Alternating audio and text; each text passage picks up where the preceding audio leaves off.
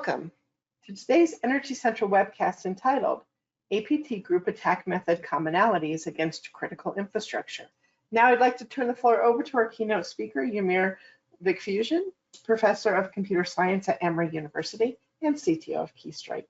Ymir, welcome to the event. You have the floor. Thank you so much, and thank you for the introduction, PJ.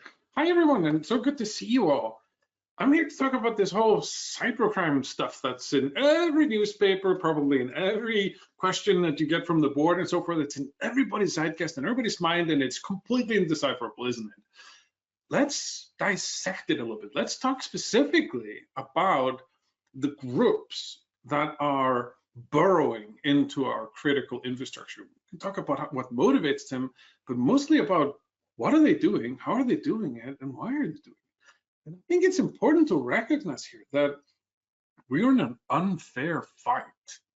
Like on one side here, you have utilities and you have critical infrastructure, you have companies that are sometimes very small and don't have a lot of resources and have a lot of legacy systems and things that maybe weren't supposed to go on the internet, and yet they are on the internet or connectable. And then on the other side in the ring, you have massive hacker groups that are aligned with various nation states that are very well resourced and are effectively able to penetrate anything that seems to get on the internet, and are very efficient at it, and often very stealthy and sneaky and fast at extracting data, encrypting data, destroying things, just doing sabotage, or maybe just lingering inside until it's geopolitically convenient to strike. So let's talk about that discrepancy a little bit. And I know you didn't ask to be in this fight. Nobody asked to be in this fight. And yet somehow we're being summoned to muster our defenses against this formidable adversaries that seem to be intent on breaking in. And if anything, it's ballooning in terms of both the shape and scope and proximity of the attacks that we're experiencing. It seems to be everywhere. So let's take a little bit of step back and just kind of understand from a high level, like, where are we? What is this? And what can we really learn here together? So let me just start out with two statistics that really took my breath away. The first one is, what proportion of GDP do you think is lost to cybercrime?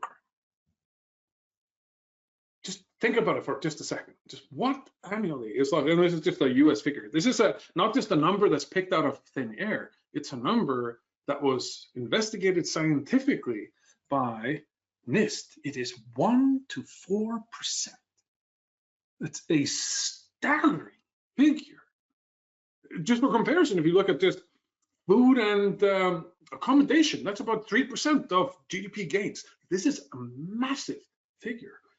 And then if you had to take a guess, what proportion of attacks were directed at critical infrastructure? And that's according to an IBM study.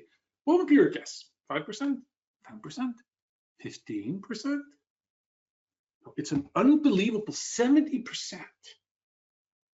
We are under siege. That's why you're seeing so many news about critical infrastructure being inundated by attacks. Which brings us to the questions that I really want to go into in this webinar, which is, how is this happening? How are we being attacked? And maybe why are we being attacked? What are the things that make it possible? And what are we supposed to do about it? We have this ocean, this smorgasbord of guidance from all the different 3 or 4 or 5 letter agencies and organizations and so forth that are telling us to do various things. And they all seem to be shouting at us to do something. What is it really that they're asking? And how far does that actually really get us? And that actually relates to the last question, which is, why isn't it working? Why are we still seeing so many cyber attacks if ostensibly we have all these different systems deployed? So let's take a start. Let's just start with the who is doing this. So I'm just going to quote here the CISA website. This is the agency responsible for investigating cybercrime. And I'm just going to quote here verbatim what they say about the Volt Typhoon group out of China, and actually a whole bunch of China Nexus groups together. They say that, and I quote, if Beijing believed that a major conflict with the United States were imminent, it would consider aggressive cyber operations against US critical infrastructure and military assets. And we've seen some of these reports, and you probably read them, and you know this has happened. But this is just a statement that's the first thing on the CISA website about China. This is, if you talk to diplomats and ask them really what's going on anonymously, it seems that the modus operandi here is that China wants to maintain access to as much of US critical infrastructure as possible to incite panic if it comes to a Taiwanese invasion, to hamper US efforts to retaliate. Like, that's the mission for some of those efforts. There's tons of different groups and so forth, but just consider that for a moment, just how the discrepancy here, and then also the level of stealth of burrowing into critical infrastructure and maintaining access, not just going in and taking something for ransom. That's the run-of-the-mill ransomware. This is somebody who wants to maintain access. It's an APT group, advanced persistent threat here. Or if we go over to Russia, well, if I just quote here directly, Russia maintains its ability to target critical infrastructure, including underwater cables and industrial control systems in the United States and as well as in allied and partner countries. And this is an ability that Russia has been honing for a long time. They've been directing it at Ukraine since at least 2014 and have been very actively using it in the battle zone over the past few years. And that is a formidable adversary to deal with. And it starts to target our infrastructure. And some of the things that are being run by the Russian state are also then being run by nexus groups or even this kind of independent subsidiaries that have this access and are actually aggressively breaking into some of our critical infrastructure, both here and elsewhere. And that's not an ability that's going to go away. If anything, this is a very lucrative way for the ransomware gangs of that country to make money. We tracked over $1 billion just in Bitcoin payments of ransom coming out of the United States. Do you know what fraction of critical infrastructure pays a ransom if the computers get ransomed? Take a guess. 2/3. It's between 60 and 70%, depending on what source you look at. It's because you can't really afford to go down, right? And the groups know it. Those are the ransomware actors. And here we're talking about the even more nefarious ones that just want to maintain access for whenever it's convenient for them to strike. And of course, there are more here. We could talk about North Korea, talk about Iran, and we will in a little bit. But let's take a look at the things that we're supposed to be doing. And it's not common that you get all the alphabet soup of agencies together to say anything, but they did. And they had this joint statement that came out now in January that's, I mean, usually don't hear anything from the NSA, let alone something in the clear, but they got together to talk specifically about operational technology and just kind of the state of things here, secure by demand here. And let me just quote here the second sentence of the summary of the report here.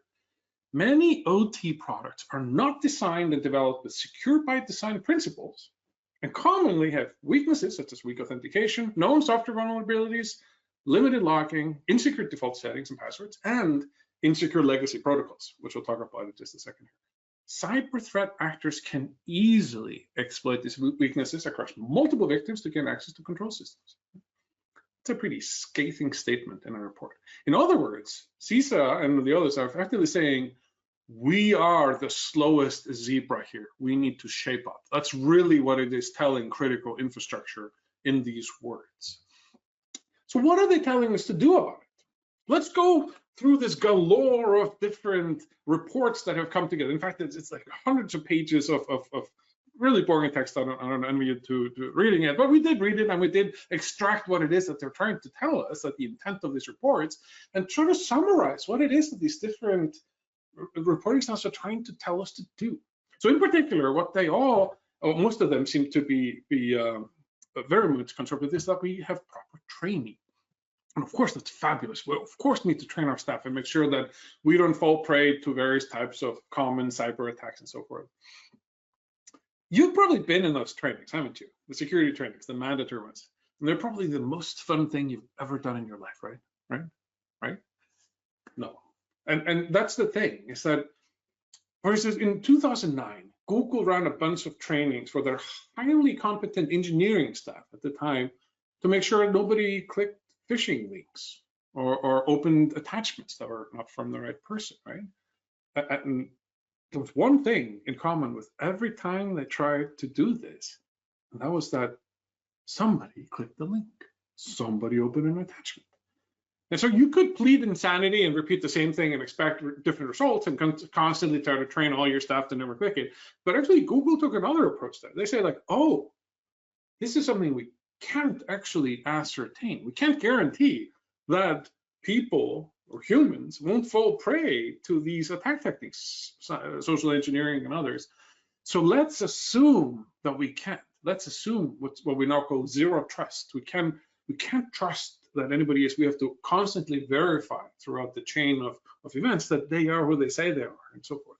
So that's another take on training, is that training is absolutely a good thing, but it's by no means a really proactive defense against an active arms race, particularly against the types of adversaries we're facing right now. So training, yes, do it, but like that does not go very far. Then the next thing that all of them talk about is logging, making sure we have an auditable log that is write only, can't be erased by the adversary once they get in, of things that took place in our networks, in our devices, and so forth. So we know what happened. This is great. This is fantastic for forensics, but it's archaeological. The event already took place. The breach already happened. People are already going to get fired, right? That's what the logs are trying to do. You're already behind. It's hindsight, right? So it doesn't do anything proactive against attacks. Maybe it doesn't mean proactive like a deterrent against insiders, but not really. It's just a good practice to log things, but that's not really enhancing your cybersecurity posture, is it? So let's talk about the things that are doing that. And one thing that they do mention predominantly is about network segmentation. And I really, really hope that everybody here has already invested in doing so in your networks. It's the idea that you have systems that are often legacy systems, like these OT technologies, and they really should never have been connected to the internet because they were never designed with that in mind. And yet COVID happened and other things happened, and expertise got more concentrated. And now you have people logging in remotely or contractors coming in and making updates. And somehow it is connected to the wider internet, even though we wouldn't like it to be. And because it is such an old piece of hardware, sometimes the vendor is out of business or is unable to make updates or make updates fast enough. You really want to seal it off from other things tinkering with it. Ideally, you would like to put it in a box and just lock the box, but not very useful in a box. So you have to drill a hole into it. And that hole to drill into it to make it useful, that's your jump box or your bastion host or jump server, what do you want to call it? The way to get into that segment of the network. That is your bridge that you need to control. Network segmentation, absolutely make sure that you do it. The next thing that they talk about is endpoint detection and response. This is the evolution of antivirus, the idea that some of the programs that might be downloaded onto your computers are doing bad things. And so it tries to take a crystal ball and try to understand if either it's already known that this software that you run is bad, it's been reported before, it's been analyzed before, it's something that has a known signature, or it's doing something unusual, which is great. I mean, sometimes like your browser should not be running another program, like I don't know, to connect to the internet separately, right? Like there's some unusual things like that that really should set off alarms. But more often than not, it's a guess. It's trying to guess bad behavior. And guessing bad behavior is really hard because how do you differentiate truly bad behavior from evolution of just regular behavior by a user? Like, oh, somebody connected from this foreign country. Is that bad? Or was the person traveling? So it all becomes part of context. And so what has happened is that EDR, it can't meaningfully do any response. It just does kind of detection, and then it gets a signal, and that signal needs to be interpreted by some analyst, usually at a security operations center, and then to look at it and be like, oh yes, Ymir was traveling. Okay, that's great. Okay, Ymir was traveling, so this is not a problem. And they're so inundated by these types of signals that it's always reactive. It's always forensics. It's like, oh no, we got breached. It's after the fact because it's hours, maybe days after the actual alert came along, right? So EDR is not a big stumbling block for attackers today because all they have to do is to not have something that does anything unusual. And that's because the EDR software can't block everything. It makes the computer unusable. And so it kind of gives everything the benefit of the doubt. And hackers exploit that extensively.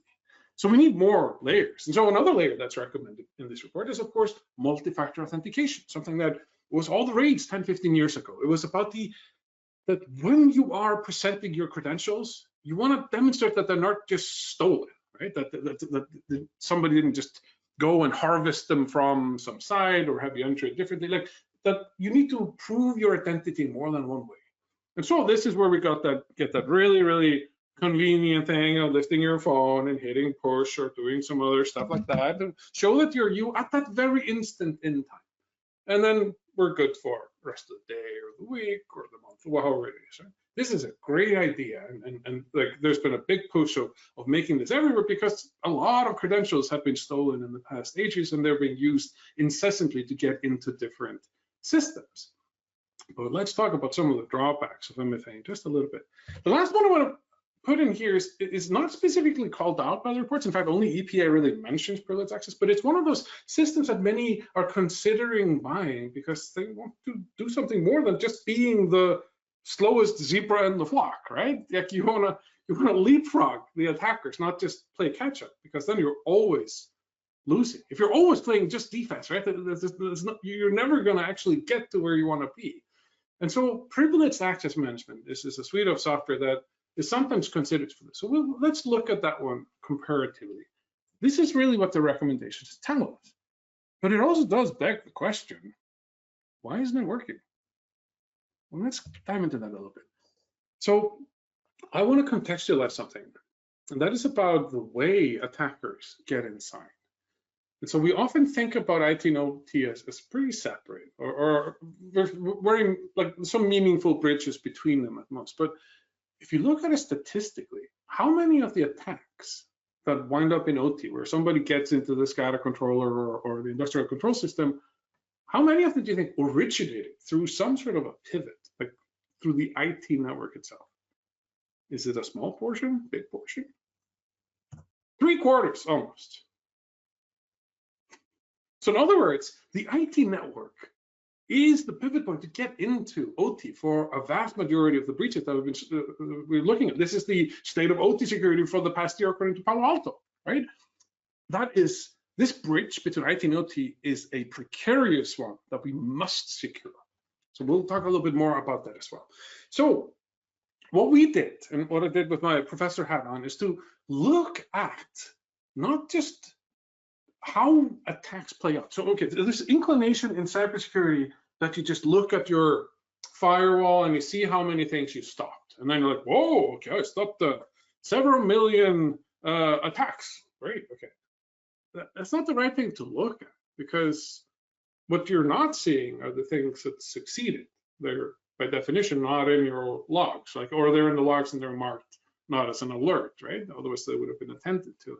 So instead of looking at that, what we did with our professor hat on is to look at successful breaches and work backwards. What is it about impactful, successful breaches that has some patterns, some commonality that we can learn from about how attacks today unfold? And then we can try to patch those things. It's not useful to say that the firewall stops a lot of things if most of the things that are actually relevant to us in terms of becoming a breach are the things that slip by. So we'll drill into that today, okay? What can we learn from that study that I'm talking about here?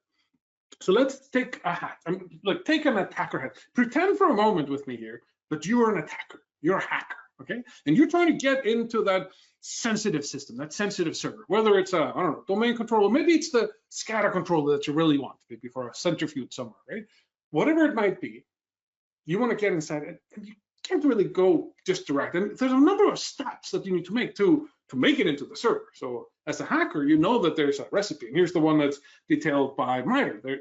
You start by getting a foothold, initial access into something that's close to that server, and you need to be able to execute code on that server, on that workstation, whatever endpoint it might be, and you need to persist so that you maintain that access, and ideally you now run privilege escalation unless you really want to be in stealth mode, like all our APT groups, so that you have administrator access, and now you have to be careful that the EDR and stuff doesn't catch you, so you have to evade detection, tons of ways of doing that.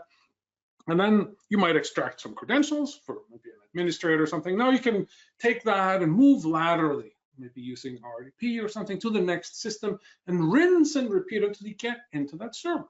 This is the traditional model for what an attacker is doing every day. This is how we all get breached. And these techniques and tactics are well known. In fact, they're all charted here by MITRE. And this is the matrix for how enterprise gets breached. And everything that has like a little gray box here has a slew of sub-attack techniques. You can see there's a ton of different things that you can do in every circumstance when you're navigating your attack chain through the network, right? There are too many here really to talk about. So let's take a scattering of them, a little smattering here. And the ones I'm highlighting here are the ones that are most common. I'm just going to focus on them because otherwise there'd be too many to talk about. And what I want to show you is how these attack groups that we really are worried about use this, and if there's some pattern we can discern from all of it. So let's take Russia. Let's take Sandboard. This is something that's adjacent to FSB within Russia and has attacked a bunch of different critical infrastructure in the West. What they do are these things here, the things that are purple. They have actually a slew of different techniques to get initial access to our systems. In particular, they might just go underground and buy access. There's a whole industry, there's a whole ecosystem of just buying access to a system that gets sold and traded and so forth. So they just buy, oh, I have a valid account on this thing over here, right? Or they might do phishing, and then increasingly they're using voice cloning to call someone like, it sound like your supervisor, and they ask you to reset the MFA or something. That's an increasing phish. And they also have external services they exploit. They have a whole slew of techniques that they use for that initial foothold. And they also do that for execution and so on and so forth to get inside. All right. Let me now zoom over to a different adversary here, Typhoon. And these are the techniques that they use. Typhoon was very much in the news and still is in the news for consistently burrowing into our critical infrastructure. And that is the group that was quoted there in the CISA website that is trying to maintain access as a case of emergency, case of Taiwanese invasion type of thing. So they have a different set of tools to get initial access. They favor exploitation. They use actually some security solution CVEs to break into Fortinet and some other devices, and then they move from there. Also, they probe external services and so on and so forth. But importantly, they use a different set of techniques to burrow in. Or if we now look at North Korea self-finances its hacker bureau. Like, they have a huge, sprawling, very competent group of hackers that are trained from almost from birth to be formidable adversaries, and they're very financially motivated because they're self-funded. And so they're the ones that are behind a lot of the Bitcoin heists and theft and financial transactions, and like some of the big ransomware things, they run out of North Korea. And because they want to scale it, they focus on automation, which is why there are fewer things that they do, but they're very, very aggressive in those particular categories. Or if we go over to Russia again, and we look at the ransomware gangs, they use a different set of tools and techniques as well. Or if we go over to Iran, there's a bunch of little groups there that also use a different set of things. Why am I showing you all of this? I'm showing you this because if we start to overlay what these advanced groups are doing, you start to see patterns. And there's one pattern here that I think is very visible, which is that they all rely on remote services to move laterally, move from machine to machine. This is the interface between when an attack is an incident and becomes a breach, going from, let's say, a compromised workstation onto a SCADA controller or something like that. So they're all focused there on the remote service. That's interesting. Now, is it a fluke? We only looked at a few groups here, and it turns out, no, it is very much not a fluke. If you look across all the data that Palo Alto collected, and we just look at the percentage, I've grown these spheres here to match the percentage of attacks that is attributed to it, we see that 86% of lateral movement happens through remote services. Right? And I've elided the ones that are less than 10% here. You start to see where you really should be focusing your efforts, right? And that's not just Palo Alto. If you look at MITRE itself, 81%. If you look at the Mandiant M-Trends report that just came out a couple of months ago, it's a part of Google now, they say 83%. If you look at Sophos, they say 84%, and that's just RDP, like Windows Remote Desktop Protocol. So in other words, this is a possible choke point, and I think that's very important for us to recognize. So if this is such an important part of an attack, are we protecting it meaningfully? Well, let's explore. Let's actually look at what the different defenses, like the ones we mentioned before, do for us. And so as a cyber security operative, probably you looked at this MITRE matrix or something like it and try to see what does it really cover of all these plethora of risks that you're faced with. EDR, endpoint detection response, well, it does cover some things. It does alleviate the ability for an attacker to do safe phishing or to run commands and scripting on a machine and so on and so forth. And if you augment that with multi-factor authentication, you might now have a complement to the thing that you started out with. Now you're protecting some of the valid accounts, and you're making sure that you can't just create new accounts and things like that, right? And if we add privileged access management to the mix, like we mentioned before, now you have this picture where a lot of these things are being maybe doubly protected. Of course, we want layers of defense. We want to have defense in depth, right? That's how we defend an actual network, is to make it really hard for an adversary to go through, even if they overcome something, right? It needs to be expensive for an adversary to break it, because then it will go after a slower zebra unless they're very determined. It's all about maximizing the cost for the attacker. But here, supposedly, remote services are being covered by PAM. Let's drill into that a little bit more, because I'm not convinced. And let's actually look at how a modern attack group like Cozy Bear out of Russia attacks. So again, let's be an attacker, and let's say that we're going after the server on the right. And let's just look at lateral movement specifically, okay? So what are the things you need to overcome as an attacker to get into that server? Well, lateral movement is kind of an interesting vantage point, because it means that you already have access to some of the parts of the network you're compromising. Maybe you already have a device. Perhaps you already have a workstation that you have access to. And by definition, by having that access, you've already made it through the outer perimeter here. What I want to argue is that the rest of the layers that we have in place, they all share an assumption flaw that's very deeply baked into how we approached security for a long time. But they all do it, and it's so automatic. It takes a little bit of just wrapping your head around to realize that it's something fundamental. And really what it is that we trust the device more than we should. We trust that the workstation is not compromised, even though it was. Let me show you that in practice. Imagine there's an attacker that has remote access to this workstation, and they're trying to get into the server. Well, what would a legitimate user who's using that workstation do if they were trying to access that server, right?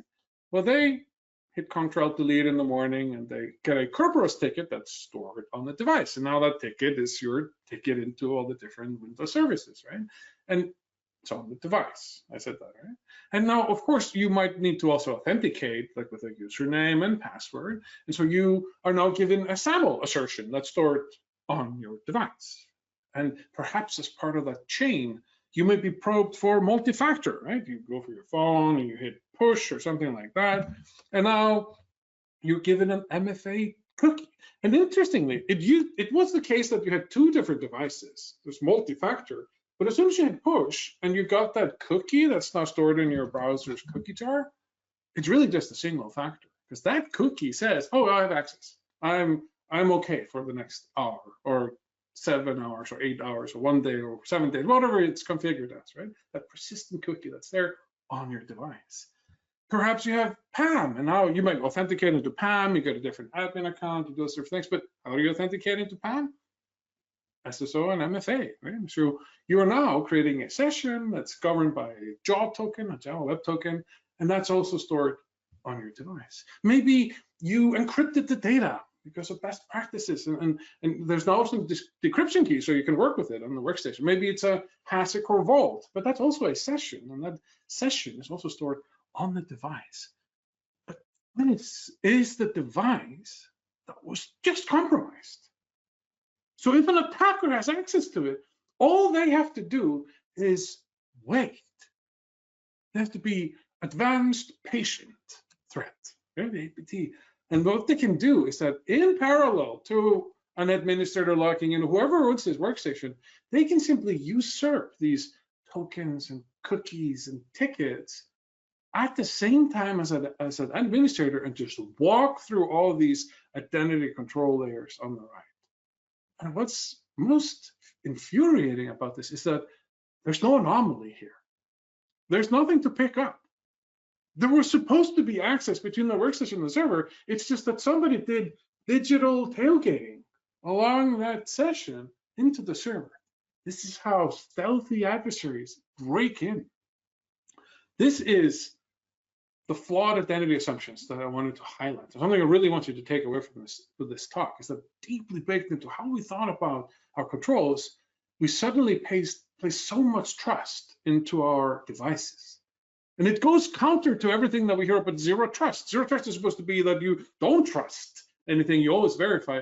But when we buy things that are supposedly zero trust, they're all just at the network level. They're never at the device level or even at the account level. This is a very deep assumption that we need to correct. Anyway, but what we just noticed from this diagram here is that the attacker just walked right through all the defenses that we had in place. So I'm going to argue that, in fact, we don't have any meaningful protection here against lateral movement through remote services.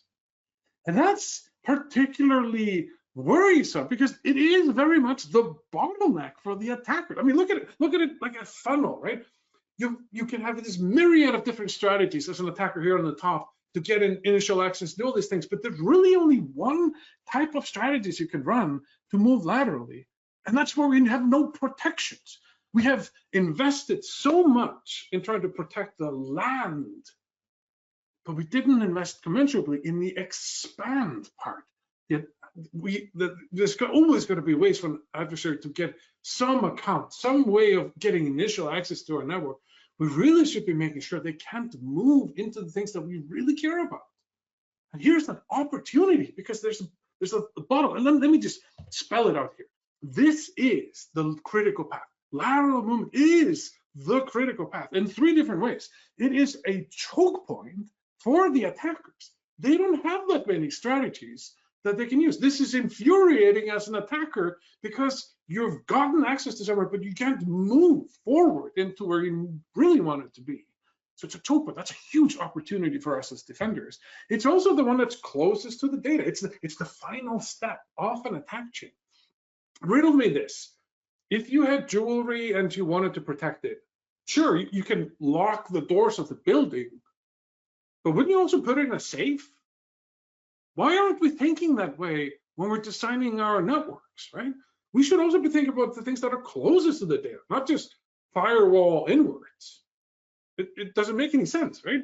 It's close to data, but and it is the place where we don't have effective tools. As I've just outlined before, we don't have protections against lateral movement, and we really need them. And that is where we started thinking about this in my lab at Emory when I was professor. We started thinking, what can we really do in this case? And it's a hard problem because what really distinguishes an attacker who is trying to connect to a remote service from a legitimate user who's trying to connect to a remote service? Well, the attacker is trying to connect there, so forth. Well, let's have a look at what it looks like. Let's take a look at what the attacker's doing. And this is just, I just want to point, I'm going to walk through this again, and I want to point out something that's actually different, right? The attacker, they're trying remotely to get into that remote service. Let's say the remote service is a jump box, right? Which means that they are making their commands remotely. They're sitting in some other country and they're working over the network to access that jump box, right? And to get into the jump box, they had some intermediary. Maybe they compromised someone's workstation at the company, maybe a laptop, some way in which regular people interact with that jump box. And they have a remote access, maybe some malware, maybe some inputs, maybe just a remote connection. That's how they are able to do it. Now, when an authorized person is interacting with that workstation, they may send in commands, and they are working across an authorized session. Okay. The authorized session goes from the workstation jump box. And of course, what the attacker wants to do is to piggyback on that session or open their own in the background or inject into it, somehow take over that session or make their own. And there's no anomaly that's going on here that can pick up. This is what we talked about before. But notice something interesting here. There is a difference in how that authorized person is interacting with that computer and how the attacker is interacting with the computer. Do you see what it is? It is that when an authorized person is making commands, they are physically entering them on their machine. They type out the commands that go through the RTP connection or SSH. They use their mouse and click things. Whereas an attacker is either automated in terms of malware commands, or they are sending something through the network. They don't make those clicks. They don't make that physical input. So the idea that we had was we want to differentiate between an attacker by looking at where the command was made. So if you look at it as a Venn diagram here, if you look at what the attacker is trying to do, then there's no correlation between the connection attempt when the attacker is making it and actual physical keystrokes or input on that machine at that time. Which means that if you detect that there's a remote connection attempt and there's no physical input that goes with it, you know 100% that it's an attack. There's no guesswork about it. It is the only possibility. Right? It's very rare that we have strong signals like that in cybersecurity. Usually our signals are guesses, like the one before, but is it possible that somebody's traveling, or is it the bad person somewhere else is trying to get it? Like, those are all inferences. They're effectively trying to model bad behavior. Here, we're saying the fact that we were missing physical input proves that there was not enough intent behind the connection attempt. In other words, we're differentiating actual legitimate commands that the authorized person is doing from the malicious ones in the session by ensuring that every keystroke, every mouse click that goes into that session was physically made on that computer. It's one of those ideas that's obvious in hindsight. It's actually a really simple idea. So how do we make that happen? So how do we implement that? So Keystrike is an implementation of this idea. The way it works is that there's an agent living here on the workstation, so that when some command is typed, we attest, we create a proof that it actually genuinely, character by character, was made on that workstation. And this is a proof that's anticipated by an agent living on the server, let's say on the jump box. And jump box says, hey, I just received this command here from Joe, or from Ymir, or from whomever. Do I have proof that they physically made every part of that command, keystroke by keystroke, right? Which means that if an attacker is still sitting on this workstation and they're trying to make a connection, it's going to get stopped. Why is it going to get stopped? Because there's no proof that they physically made those keystrokes. Whereas the authorized person, when they make a connection, everything goes through because there's proof that every part of their connection was physically made on their keyboard. So if you think about it, there's no extra effort here by the authorized person. They are proving that they intended for something to happen simply by typing it. The fact that you hit letter K proves that you intended for letter K to wind up on that jump box. You don't have to reach for your phone and hit push and do all the extra stuff that we often associate with security. It's a part of your workflow. Whereas if an attacker wants to inject even a single character into an existing session, they can inject it, but it's going to get dropped. It's going to create an alert. It's going to get blocked because there's no proof that the legitimate user here, Joe or Ymir or whoever, physically hit that letter on their keyboard. That's it. It's super simple. So why is this important? It's important because we don't really have good tools to detect these adversaries that are abound and are attacking our critical infrastructure like no tomorrow. And here's the way in which you can identify advanced persistent threats right before something becomes a breach. Like they've already gotten in an incident, and those are hard to stop. But this is where they're moving into that sensitive server you really want to protect, the sensitive system, the SCADA controller, whatever it is that you really want to protect, right? It's rare that we can have this early identification and response to them. Most of the cybersecurity solutions we have, they're not running in block mode, are they?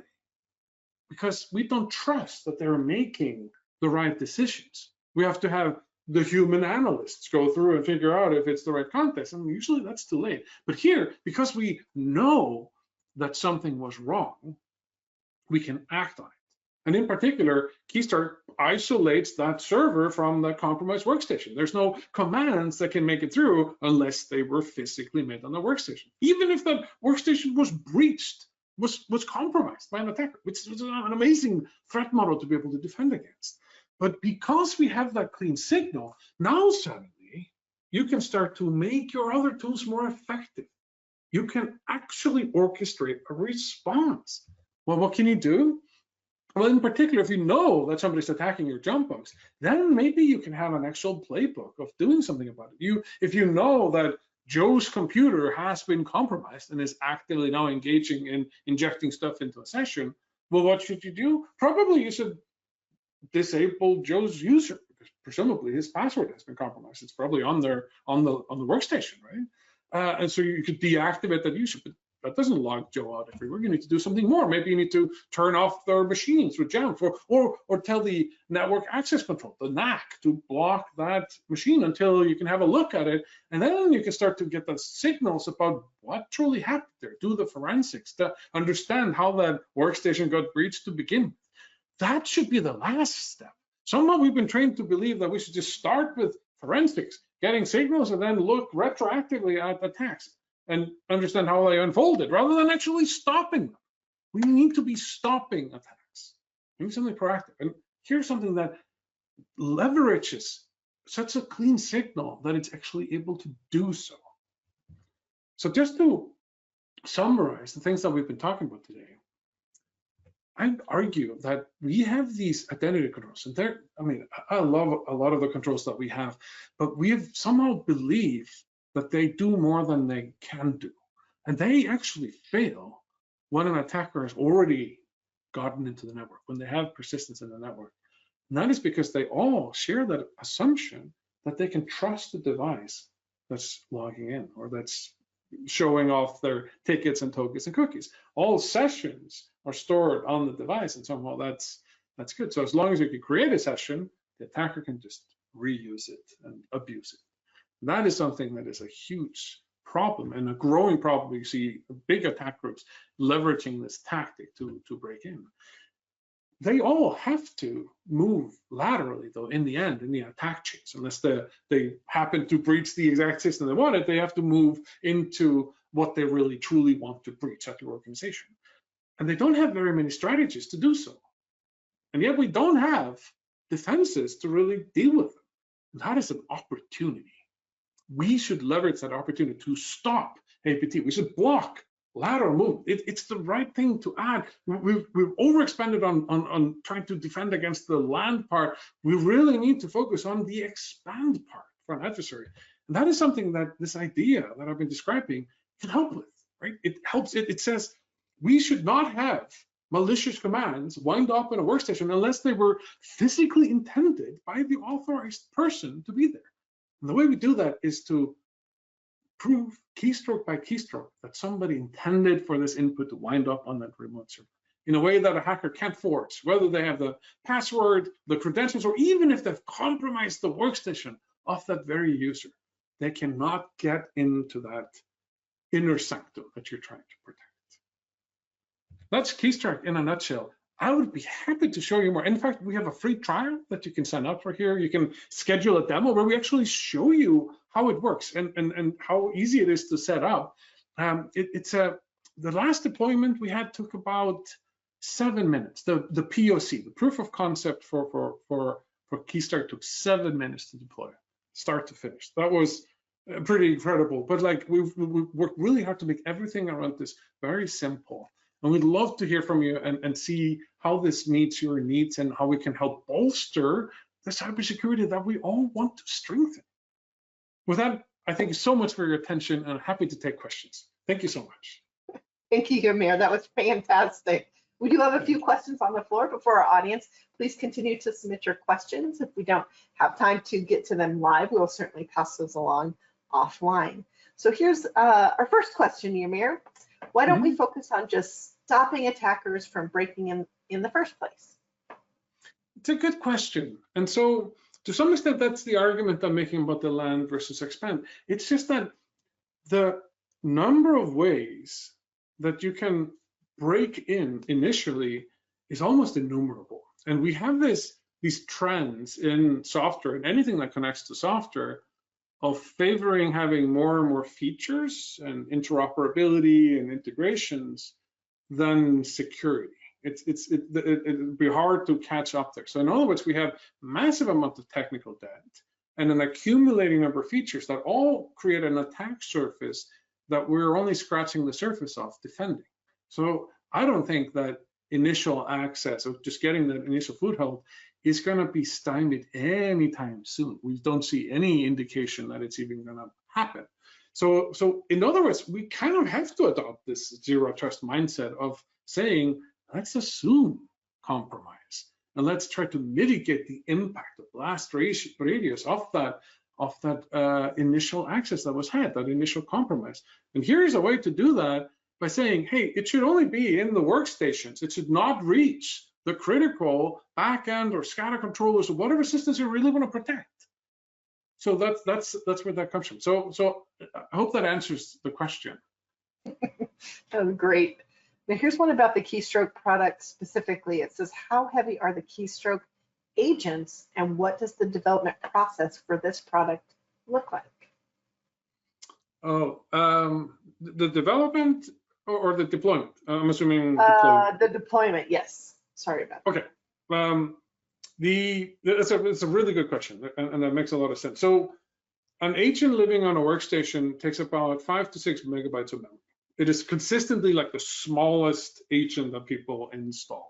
And we've never seen it register any CPU because it's not really doing anything intensive. It's just that when you have a session open and you click something on your keyboard or on the mouse, we send a single cryptographic signature through an encrypted connection to say that as proof, as attestation that this took place, and that's it. So it's not taking up a lot of things to scan files like some of the old antivirus things. It's a very minimal thing, and like it's consistently we get feedback that it's like not an issue. In fact, most end users don't even notice that they have Keystrike installed on their workstations, on their managed workstations, right?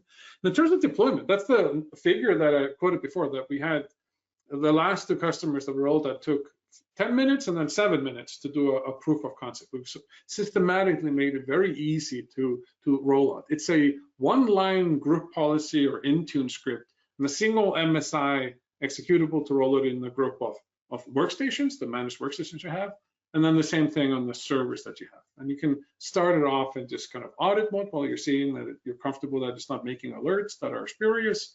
And then when you're comfortable, you can put it into block mode. So it's very simple. Excellent. One just popped up here. Do you have do you have libraries or licensing available that could be included into a product, or is this solely for endpoints? Yeah, that's a really good question and an insightful one.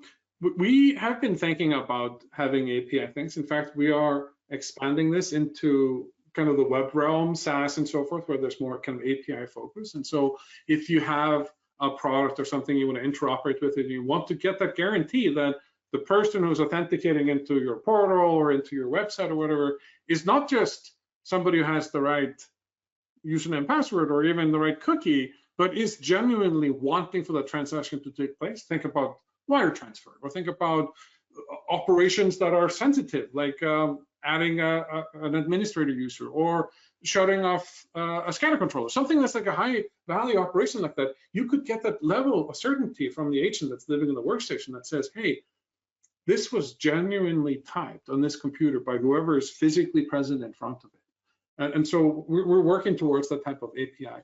Now, the product that I'm describing here is about securing endpoints. It's effectively about creating this integrity between like this end-to-end zero trust in some sense between wherever you might be making your commands on whatever laptop managed device that you have, and wherever those commands should wind up, like jump box or bastion host or domain control, wherever you set that up, even if anything in between is compromised, including the workstation itself, which is a common attack parameter. That's what we're ascertaining.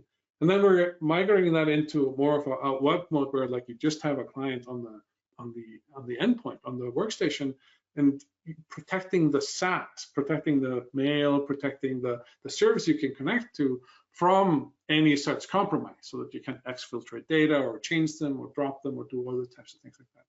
So very much, I'd love to have a conversation about what specifically you have in mind with the libraries and so forth. It's definitely something that's in the realm of what we thought about, but I think the devil's in the details. Like, how can we help you? Oh, excellent. Thank you, Ymir. Here Absolutely. is our next one. In smart grid operational environments, where strict isolation can sometimes hinder grid responsiveness and flexibility, how realistic is it to implement a more context-aware or risk-adaptive trust model as an alternative to rigid zero-trust frameworks? So, I mean, that's a very good question, and that's an insightful one. And like my argument, I mean, throughout all of this is, so I firmly believe that simplicity is the ultimate sophistication. It's like the Leonardo da Vinci quote that I like the most. And this is what I'm describing here, really simple, but it is exceptionally powerful. And I would argue that this is the piece that enables you to do zero trust at the device level, which you can't really do in any other way. The only other way you can think of is to constantly be nagging the user to re-authenticate in this kind of context-aware thing where you're guessing about what might be happening or not be happening, and has the same inaccuracy as all machine learning solutions, right?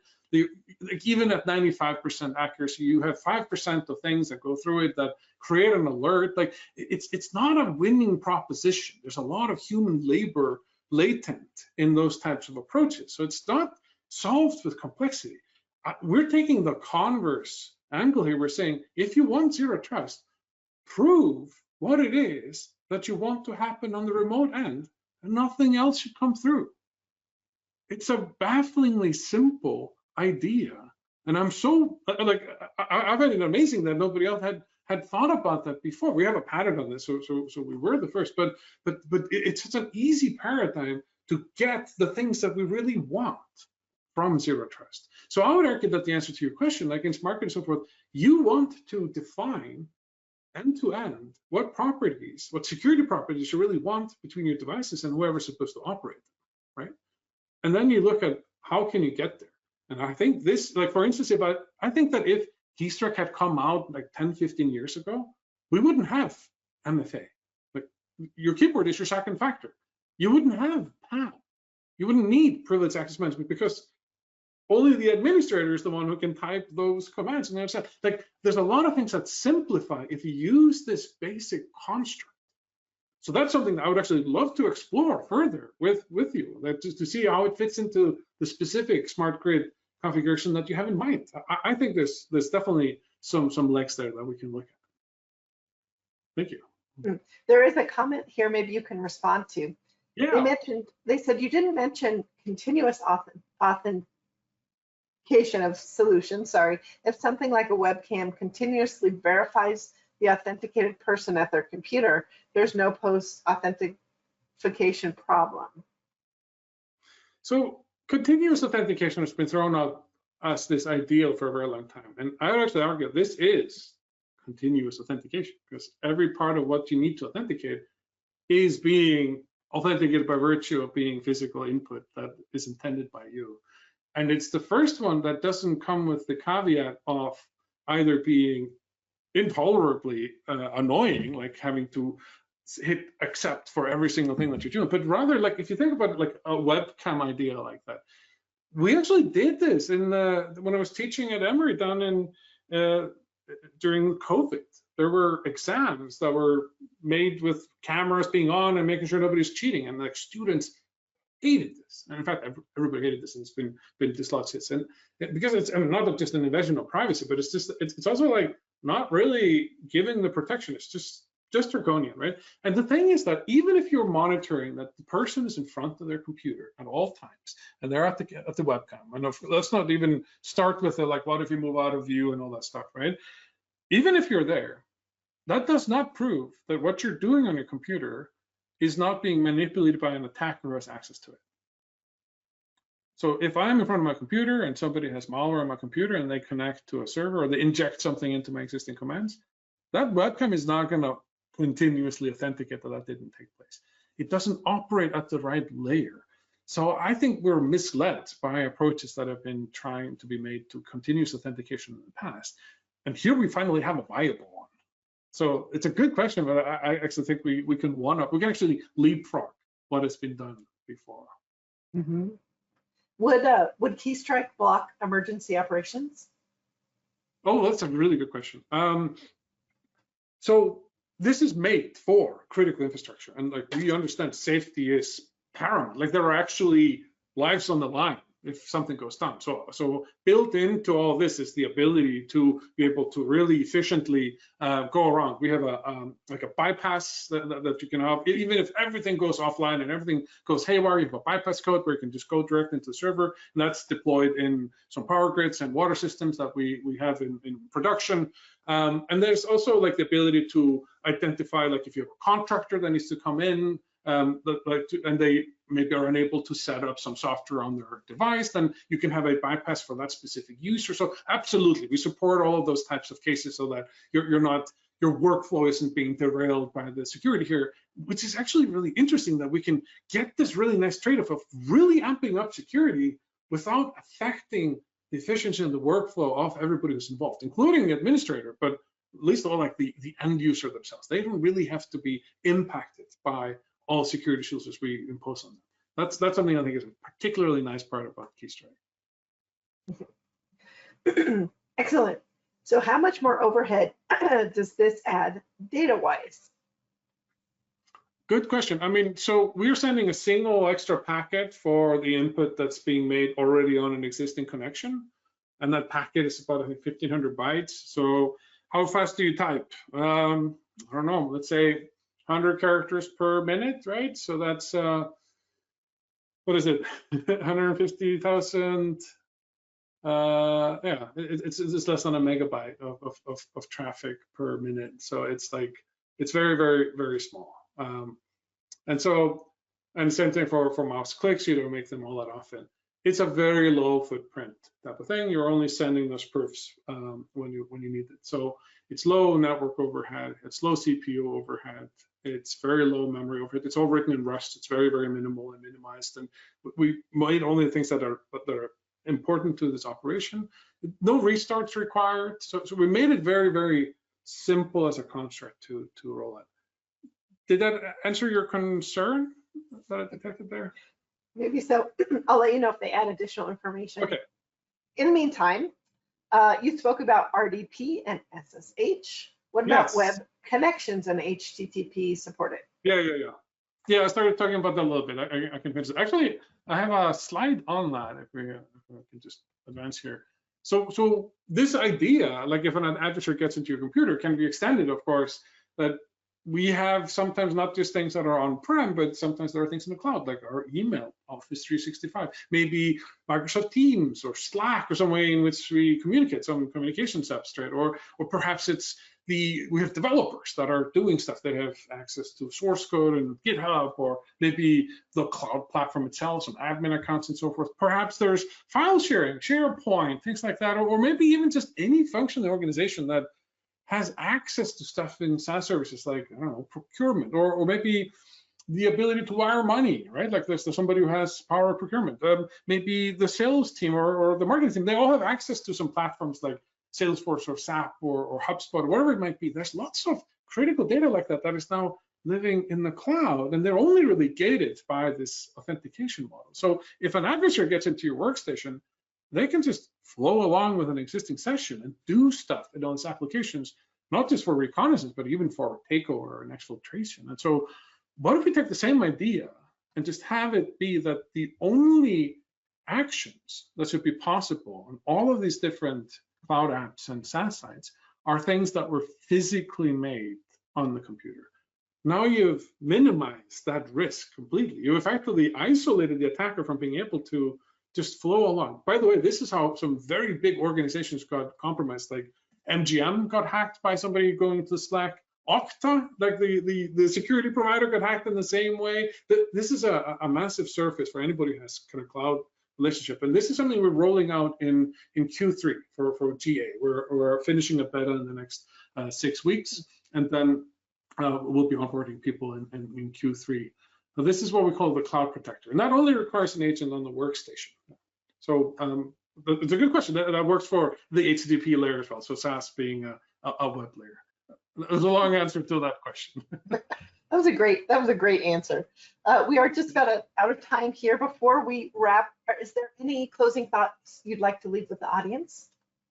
I think so we need new ideas in cybersecurity. It's pretty evident if we look at just the past, is that we keep doing a lot of the same things. Usually it's one of two things. It's that you either try to check something in two different ways, like multi-factor, or you pour a lot of data into this giant soup and you stir it, and then like you hope some goodness comes out of it. That has some fundamental mathematical limitations, I will say, with my mathematics hat on. And so like those aren't enough to really stymie the influx of attacks and the growth that we're seeing. We need new ideas. And here is one that I am very, very excited about. Not just because I came up with it, but because it blocks the things that I know are actual real problems. This is consistently when we talk to cybersecurity people, talk to hackers, like everybody's intrigued by the ability for us to be able to do so much with so little. And I would love to have conversations with others that would like to adopt this and see just like how it fits in and how nicely it integrates with all the things that are already there. Like you don't have to change your workflows, you don't have to change the way you connect. It's just securing communications in a way that like we really didn't dream was possible. We always thought that somehow security and usability were at odds with each other. And here we managed to get best of both worlds. And I'm really excited by that. And I would love to have that follow-up conversation. If you scan that QR code, just schedule a demo. We'll show you. We'll actually let you hack me. You get into a computer, you can hack my computer just to see what an adversary would see and how easy it is to protect against it, and how clean the signal is. Thank you so much for coming and for your attention. I really do appreciate it. And thank you, PJ. Thank you, Ymir. Fantastic presentation. For our audience, we hope you've enjoyed today's conversation. As you log off, please take a moment to complete our survey and give us your feedback so we can continue to provide you with quality content. Thank you so much for attending. This does conclude today's presentation. Have a great day, everyone. Have a good one.